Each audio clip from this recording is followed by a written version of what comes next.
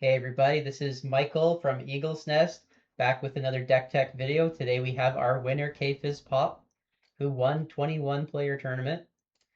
Uh, for a special guest today, we have WizWiz, the best reboot mom player in the world, also came in third place, who's going to be interviewing KFizzPop. So I'll let them take it on from here. Thank you, Michael. Hello, the name's WizWiz, and today we are interviewing Fizz.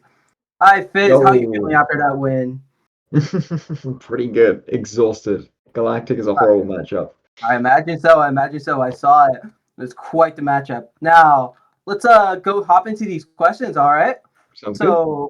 So I see a bit of the ratios right here. So you're playing. Can you explain the level sixes to me? Sure. So we're on 3 Kaguya and 3 armor. They're your bread and butter of the game.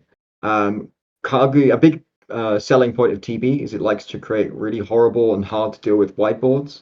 And Kaguya is the most horrible of horrible whiteboards you can imagine. It gives everything in on your board, blocker and retaliation.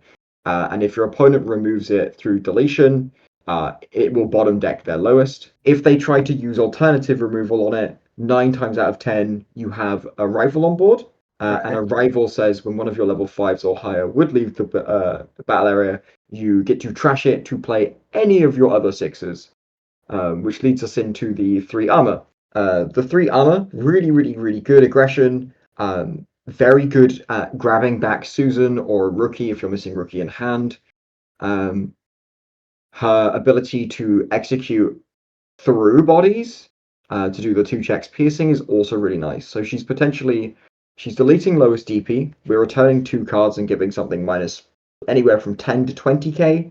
And then we can also swing through a body with piercing. And then when she dies, she does the add back, and we get to play a 5, which sets us up for a rival really nicely. And Ryugu, I love Ryugu so much. I wish I could run more, but I can't. She is the saving grace in 2 different matchups. She completely shuts down Galactic, because Galactic cannot suspend or activate when digivolving effects, which means they can't re-digivolve into another Galactic to gain immunity again, and they just get stuck. So they get stuck with this massive Galactic stack on board that can't do anything. All of their Venmons and sources and everything, they're all stuck there rather than in trash, so they can't loop. She also can unsuspend by tucking bodies. She has barrier. She has evade. She decodes. The stun is not. It's limited to once per turn, but it's all turns. So if you do decode or something during your opponent's turn, you get to stun again. This is also really good into the Atratus matchup, where again Atratus is this big horrible immune blocker with barrier, but you get to just stun it and tell it can sit there for a turn until it's no longer immune. Yeah, that makes perfect sense. Perfect sense.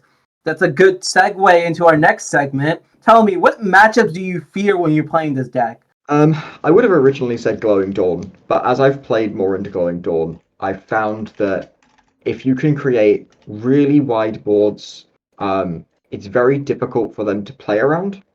I see. If they go Habakiri is not immune to being nuked, and it will get nuked. Susan will come down. It will give it the minus 15 to 18k, and at that point, the Habakiri stack's gone.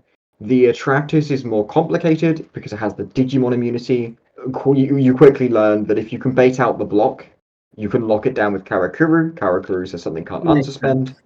Or you can stun it with Ryugu.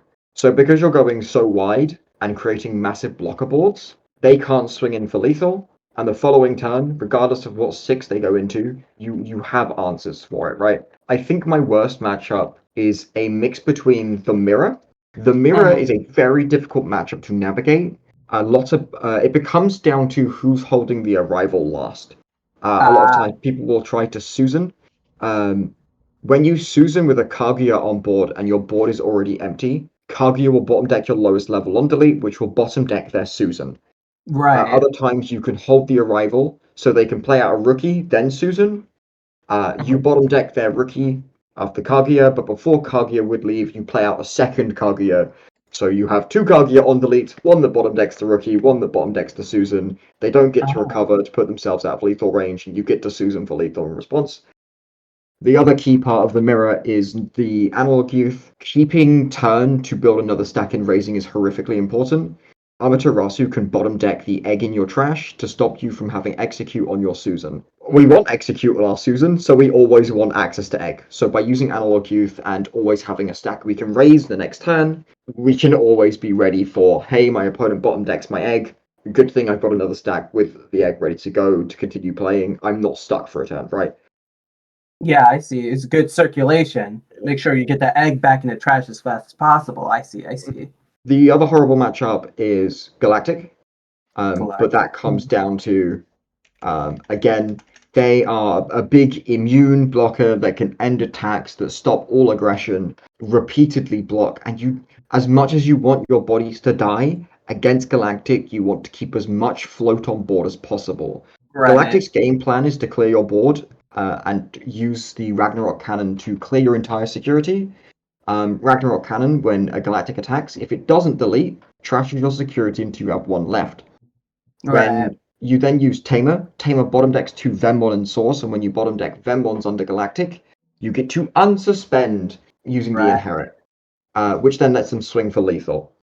So the idea in that matchup is to keep things like Karakuru on board, Ryugu on board, so lots of float effects. Kaguya with Sources is really nice if you don't expect them to be able to dedic that turn. Amaterasu is incredible. Again, we can float Amaterasu into Karakuru to then float Karakuru into a 4. That's multiple layers of board that Galactic has to get through, and it always stops them from killing us. The issue becomes we can't kill them because they're always immune and always have 100 ways of ending an attack. So the game plan becomes using Ryugu, as I said, to stun the Galactic stack over and over so they get stuck and eventually deck out. And they will deck out faster than you because of their tamers. That makes sense. I see.